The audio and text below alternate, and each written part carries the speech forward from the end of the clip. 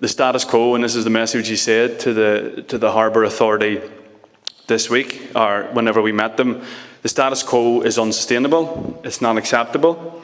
Back when I was the Minister for Infrastructure in 2016, I made the point to the port at that time that all of their development plans, anything that they do, their business case, feasibilities for anything that they do, was always done with their back to the town, and that going forward they would have to do so in partnership with the town, and they would have to go through the council.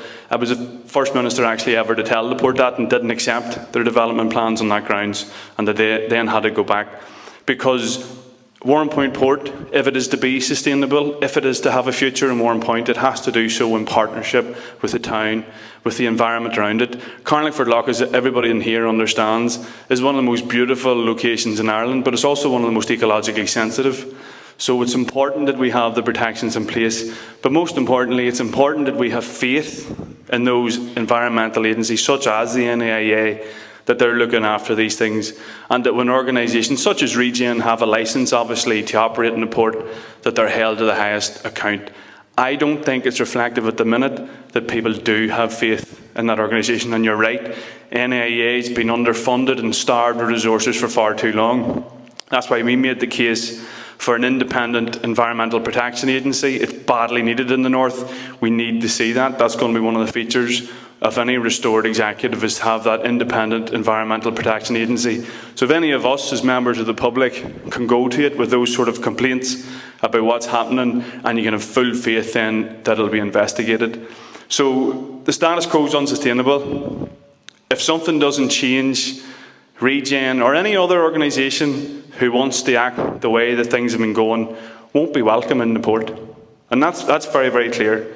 There needs to be a change of how things are happening down there. We made that point in the summer. We made it again in September.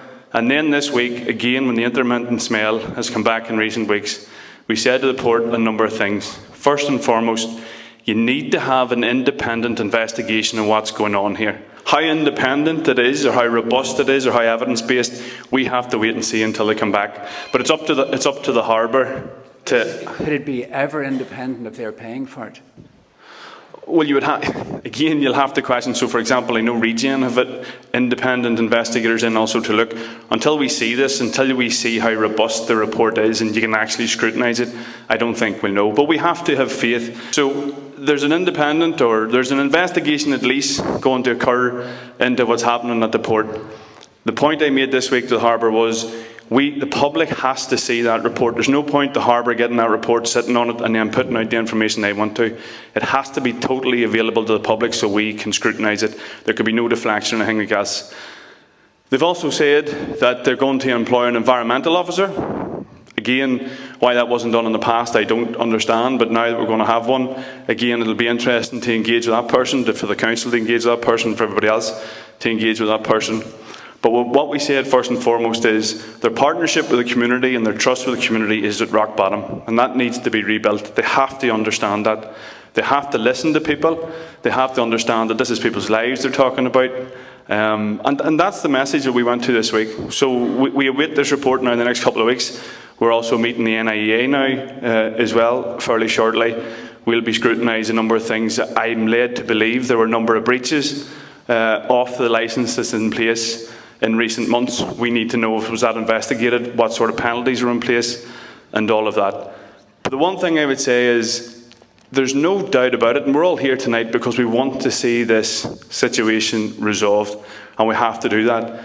I think the Warrenpoint Harbour Authority, I heard you on the radio this morning, I was on the radio as well, I think that they are now in no doubt. I think Regen are nervous as well, and I think the Harbour Authority are now in no doubt that what has to change, and people want to see it happening as soon as possible. So I'm happy to take whatever.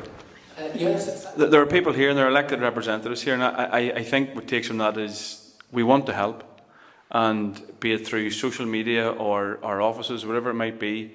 If anybody's being tormented, let us carry the weight. Let us do the fighting on your behalf. Make contact, engage. I'm more than happy to come down into homes and to listen and to talk to people. I'm sure it's the same for Patrick and Mark and everybody else. Let us do it, because we can. We can open those doors that some people can't get opened, and we can go in and fight for those answers.